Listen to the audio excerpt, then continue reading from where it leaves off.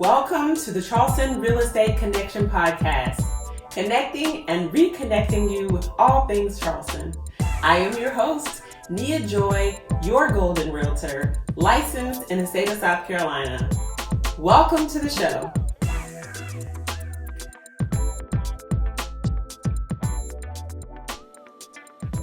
Do you like jump castles?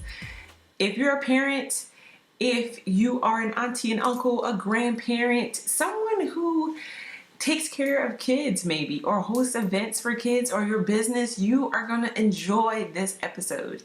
I have with us a small business owner that owns a jump castle experience business, is what I call it. He's here with us. He's going to be showing us how he sets up his jump castles and how he prepares this experience for you.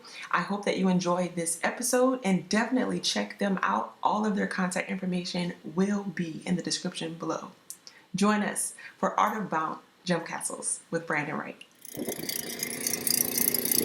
is behind the scenes. This is how it's done. Art of Bounce Jump Castles.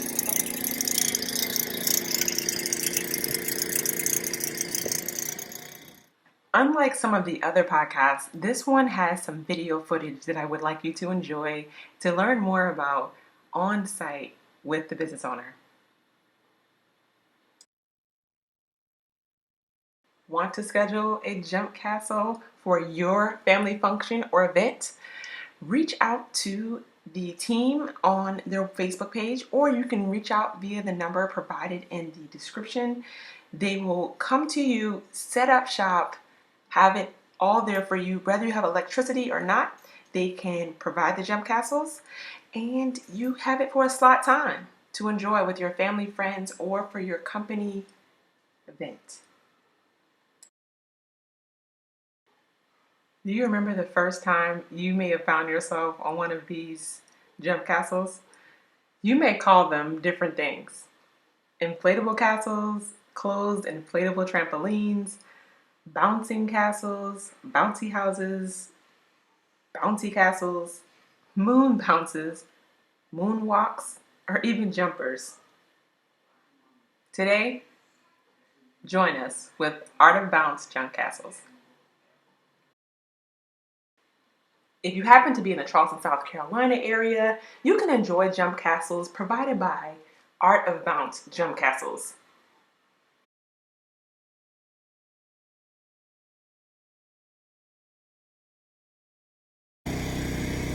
If you're anything like me, you have kids, you need something to do.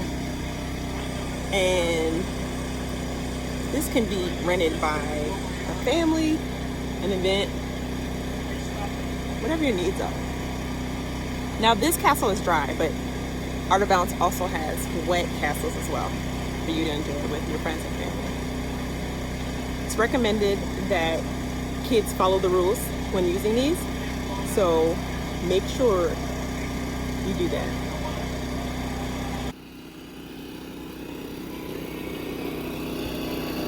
Listen in for how well these jump castles are cleaned before you use them and after. So Brandon, what's this? Is this something you do for all of your, every time you set up, is this something you do? Yes, before and after every event we clean. So basically every time you get on it, it's been cleaned twice before you got it. Twice.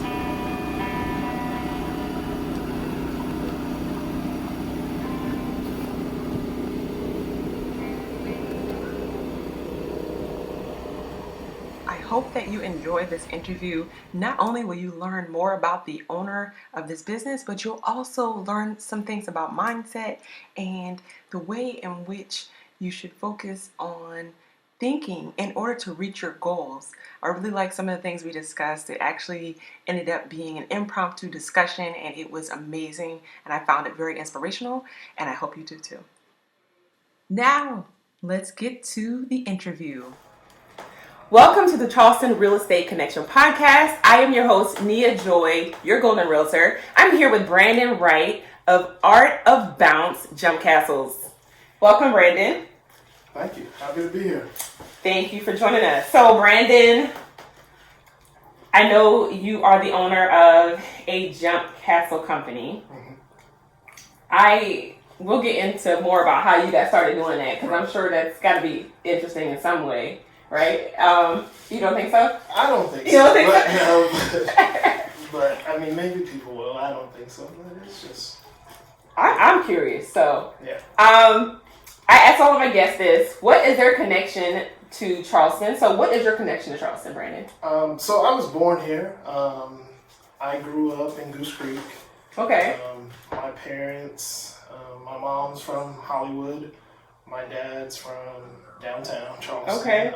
So my family, all my roots are from here.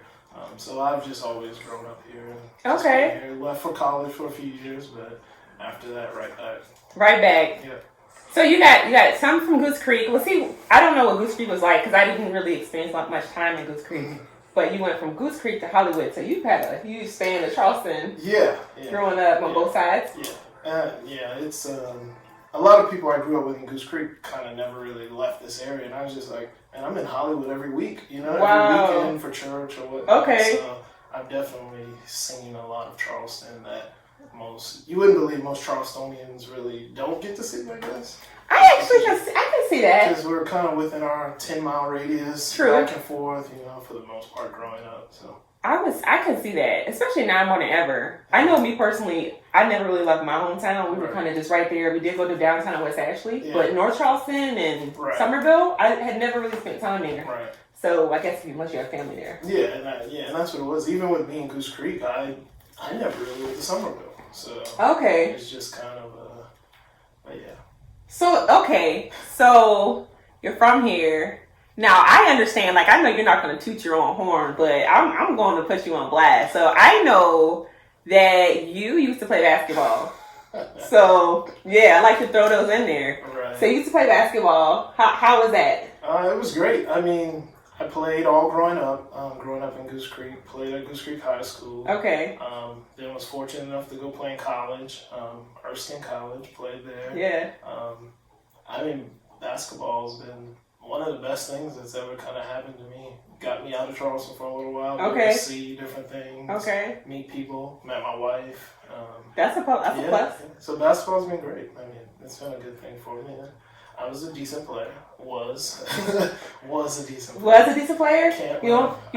I couldn't run up and down anymore. You can't? Oh, no. You got the knees and all the knees. No, I don't. Just the shots there, but everything else. Yeah, I'm 32, but my legs are probably 45. Almost What? 50 at this point. My legs are a lot older. A little older. Okay. Well, I mean, first of all, to have the opportunity to play in college is still like rare. Like the numbers to even get that far to me is impressive. So that's pretty cool. A lot of hard work. A lot of jump shots. A lot of jump shots. A lot Okay. of jump shots to get there. Wow. Well, that would be something maybe you do with your kids and experience that with them. Yeah. So, okay, we got Goose Creek, Hollywood, basketball, Erskine College. You're back here in Charleston. Then you have a jump castle business. So tell us your business love story. How'd that come about? How'd you end up? So, I guess, I mean, I've been just, since I got out of college in 2010. Okay.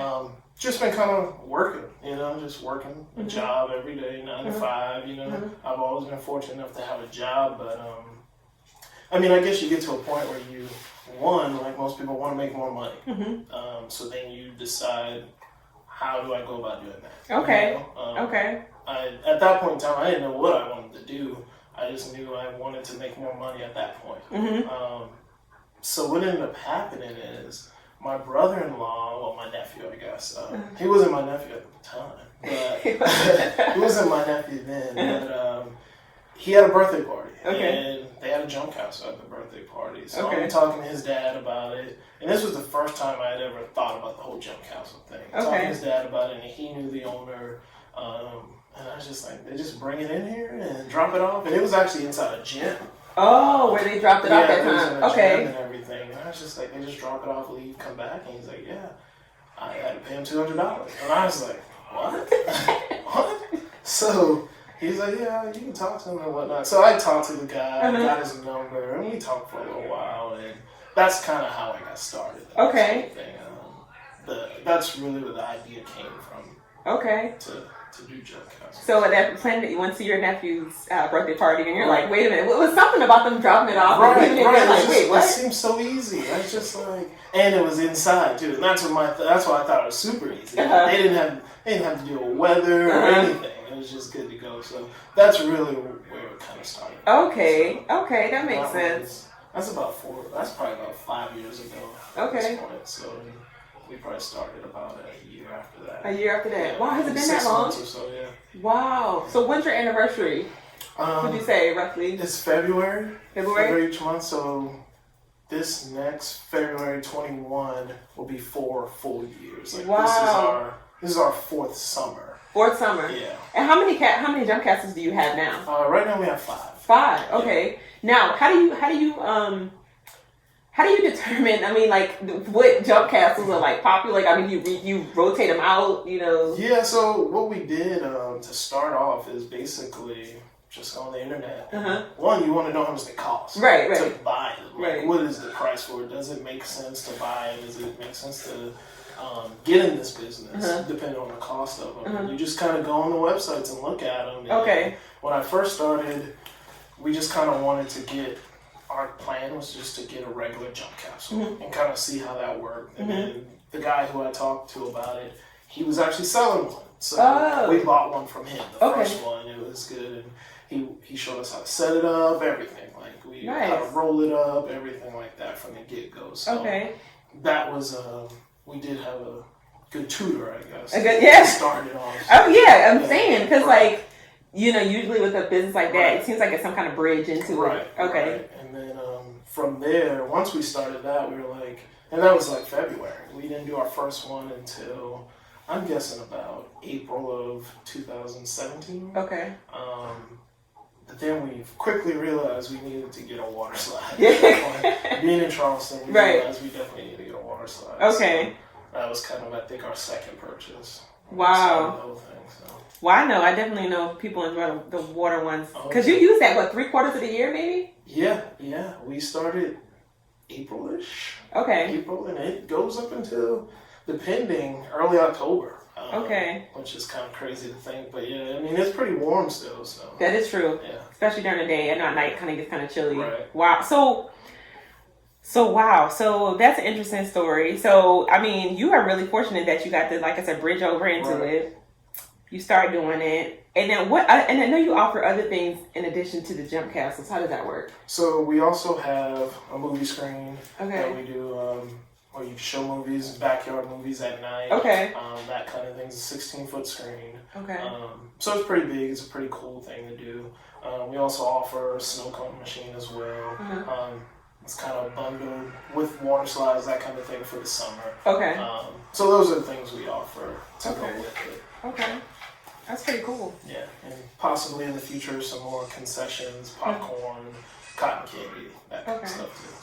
So you pretty much operate year-round jumping, regardless. Right. And then, I mean, are people jumping? Is there just a time where it's probably less people jumping? So it's less people, say, in the winter, Thanksgiving on from there up until about February again. Okay. But it's just not as much. Not as much. People still. I'm still getting calls every weekend of the year for the most part. Oh, wow. Outside, and just depending on where Christmas and stuff falls at. Okay. Just all the things from there. Have you done some inside yet? Oh, yeah. Okay. I've done a few inside. So I bet you enjoy that inside. Drop it off. The easiest ones inside. Just got to make sure we can fit through the door. Right. Other than that, we're good. Okay. That's pretty cool. Super clean when you pick them up already. No grass. Yes. So. I mean, I've seen you clean these things, and there's some footage in there. You're gonna see, like, you're in there like cleaning it. I mean, and what I love about yours is before COVID, this has always been the thing. Right. This has always been how you took care of them. Yeah, and that's what I was telling my wife. I was like, we now have to, I guess, tell people how much we clean it. When before we just did it. Right. We really don't do anything different. We clean it one time before. We drop it off. When we drop it off, we clean it. And then when we come to pick it up, we clean it. So basically, each customer, it's cleaned twice before they ever use it. Wow. every time. So, and that's what it's always been. We've always done always been that way. Back when I first started out in my yard doing it all the time, and it's crazy. You look back on it, and you're like, I don't even know how I was operating, doing anything, because you do things so much differently once you learn a few things, and you're like, now I don't have to pull it out of my yard. I can clean them on site. We're fast enough with the pickup and everything. It's definitely fast. Oh yeah. I mean, oh my goodness! I remember seeing you drop one. I was like, oh, they're dropping off the castles, and then it's like, where'd they go? Like you were just out. You're like, oh, we're done. It's like we got our system. Yeah. It's every time. So yeah. Wow. Yeah. Well, it's definitely nice. I've only jumped with the best. I've only jumped with you guys. Like I was so impressed with it, because I think for me, having small kids, I enjoy kid stuff more now than I ever have, I think, even when I was a kid. So to see the jump castles and see the kids getting to play with that kind of stuff, it's nice for right now with COVID and trying to find something new. Yeah, definitely. And it's definitely been, I think we took off once everything started with COVID. We stopped in March, and we didn't start back until like the second week of May. Okay. And it was slammed after that. And it's just, everybody's been in the house for 2-3 months at that point, and everybody wants something. And it's not even big parties. It's like, hey, I need something for my kids to do just in the backyard, and that's what it is. So it's been good. That's pretty cool. I know we definitely are in need for something like that here for in a school year. So no call. So if with your background and everything you have going on, Charleston native, business owner. Is there something you want to leave with the audience? Just kind of like just something from Brandon. I won't say there's not one thing. I try and I guess live by a few things. The first thing is like a goal. Like everybody talks about, you gotta have a goal, Right. But I think like the number one goal everybody should have is like peace. Like you want to be peace. You want to be in peace. You want things to be peaceful for you. But peace is a different thing for everybody. True. Like stress may be peaceful to people. Like so whatever that thing is. Like I think that's what like peace is my goal. And my peace is like maybe one day I won't have to get up and go to work every day. Like that's my peace. You know, like it just depends on. But some people like that hustle and bustle, and they want to do that kind of stuff. So that's one thing. It's just like I know every time I do something, like peace is my goal. I know that's my end goal. So what will I do? What are these steps when I come to a situation? What's going to get me to peace the faster? And that's kind of how I think about that kind of stuff. Another thing. It's a good way to live. Yeah, and just in general. I mean, when you make decisions, just like, what's going to be the most peaceful result? I mean, that will cut down conflicts and just everything. But also, and I got a few just because. Yeah, no, I'm interested in hearing about this. I don't get this opportunity to kind of speak. My wife, she'll probably tell you, I don't shut up about this kind of stuff. but I don't get this opportunity. But there's this thing I always hear, and I don't hear as much as I used to, but back in college it was like, if you got haters, you're doing something right. Like, haters are my motivation. And I just think that's such a negative thing. It's just like, why are we putting so much energy into people who don't like us or don't want to see us succeed? So, like, I just think, like, my motivation is people who expect good things from me. People I already make proud, So, like, my mom, she's expecting to do good. I'm going to do good to motivate. I'm motivated by pleasing her, like, just whoever. So, like, have your motivation be the good things, like, good people around you. Like, that's some good stuff. Why are we spending any time on the people who dislike you? I'm telling you, especially, it's just life is too short. That's some good stuff to live by. And just like, so you're saying like this is what fuels you. This is kind of what keeps you going. Right, kind of just keeps pouring back into you. Yeah, I mean, because that's the thing. It's like these people expect me to do good. Like I can't fail for these people. Right. Like if I fail for the haters that we're talking about, like that maybe that helps them, but that doesn't help me at all. So I'm trying to please and make proud the people who already believe in me. True. Because I mean, not everybody has a lot of people to believe in them. That is true. Everybody has somebody. You got a friend. You got somebody that believes in you. Your child. Like somebody believes in you. So let that be your motivation. It's much more positive. Right? Were you always like that? Even with like sports and that sort of thing? Was that always something that? I won't say that. Or you kind of grew into that adulthood? Yeah, that's more an adulthood thing. Just growing over time. Okay. Just like the whole peace thing. Like that's what it was. It's more of the why am I worrying about this thing that's stressing me out? Like I need happy things around me for the most part. But sports was a different deal. When I played basketball, it was from an anger point. It was okay. Which worked for me. It don't work for everybody, but that I was intrinsically motivated to like practice and work out. Okay. But when it came to games and stuff, it was more of an anger side. That was what you were believing on the court kind of thing. Yeah, and that's strictly on the court. And what's funny about that is like I'm very like competitive, but my competitiveness comes from that basketball anger side. So when I get in the real world, I'm like, I gotta tone it down just a step. You know, like it took me a while to be able to transfer motivation in sports to like motivation in real life. Really? Okay. Just because it wasn't a quick transition for me. Just because this is the way in basketball, high energy, just that's how I was motivated. And that's how I was at my best. That's when I started working in the office at work all the time. So I can see that. See that. I mean, but you're kind of a numbers guy, right? Yeah. You're kind of a numbers guy. So I was assuming you were. I mean, based on your background, but I mean, I'm picturing what you're saying, like about for being on the court and into the office. That probably would not translate well. It doesn't. It's not a good thing. It would not translate well at all. Okay. I mean, wow. So that's pretty good stuff. Do you, as far as keeping your peace and whatnot, and that sort that light that you have, is that something that you practice? I guess thinking about every day.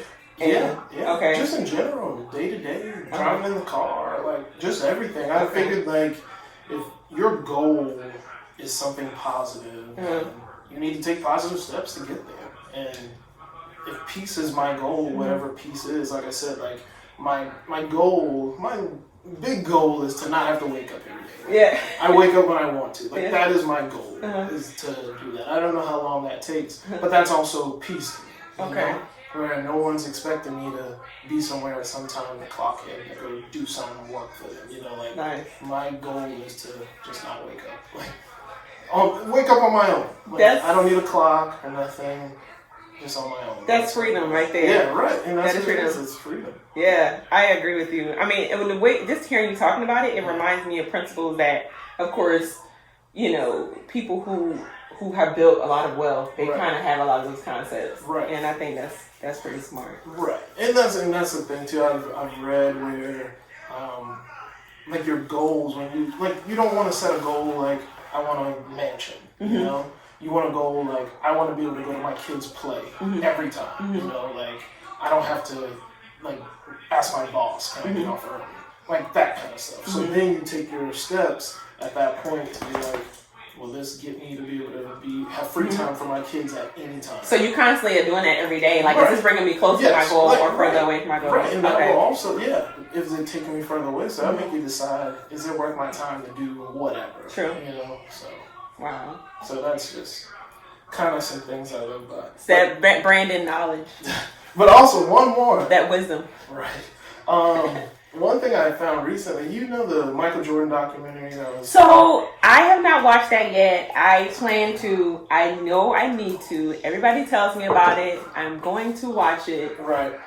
Tell me about it. I'm sorry. I've heard that connect some dots about that. Right. No, I mean, I won't tell you much about it. I mean, it's Michael Jordan. I mean, we can kind of figure it out. But it's definitely a good insight to how things work for him and how he's successful. But there's one thing on there. Roy Williams, he's a basketball coach for North Carolina, right? Okay. Who was an assistant coach for Michael Jordan. Okay. And all the time, when growing up playing sports, you played sports and stuff growing up. So you always hear your coaches, right. So your coaches say, "Wait, you play college too?" Yeah. You talking about? I wasn't scouted. Okay. I wasn't. I mean, you can step on the court or field with people in college. That's what it is. But like he said something about Michael Jordan. You always hear coaches say you can't flip it on and off. True. You can't turn it on. You got to go 100% all the time.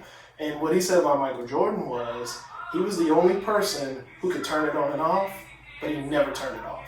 Like, so I just thought, like, when I heard it just gave me chills. It was just like, wow. Wait, the dude with the most talent, like, he's still going full out every time.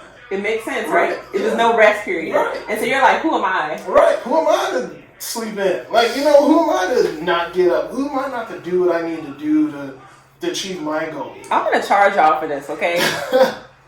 I am. But I heard that when it came on, and like I said, when I heard it, it's just like, whoa. Like, like, you always hear the coaches, you can't turn it on and off. Because most people can't. Like, most people just aren't talented enough to turn it on and off. And he was just like, and that dude never turned it off. So. Wow. I mean, I've heard that from that. I'm going to watch the documentary because I've heard that even in business, people have said, I thought of the concepts translate so well with business, mindset, personal growth. And I'm definitely going to watch that here soon. Definitely. I mean, it's good from, like you said, from that point, as well as even just the entertainment value. Yeah. Seeing his highlights all over again. Yeah, I have no idea what's in it. I just know that's what I saw people writing about it. It's but good. It's good. I look forward to it. My husband told me about it. He's like, you got to watch it. You got to watch it. So I'm going to definitely do that. It's on Netflix. I think I'm going to watch it again. So. See? Yeah. Well, Brandon, I can't thank you enough for taking the time out of your schedule. I know you got castles. You got castles waiting on you. Yeah, we got to go pick them up now. So thank you so much for taking the time to talk to us and the audience about what you do. We really enjoy hearing about what makes you, you and your business so unique here in Charleston. So definitely, if you guys are looking for a jump castle, you know where to turn to. His information will be in the show notes. You can reach out to Brandon and his team, and they will set you up with the water slides, all the jump castles, everything. We got it all. So you heard it here first on the Charleston Real Estate Connection podcast. Thank you so much for listening. You can watch this on our YouTube channel as well as on our podcast. You can listen via SoundCloud, iTunes, or wherever you listen to your podcasts. See you soon. Stay safe out there and stay golden. This has been another episode of the Charleston Real Estate Connection podcast.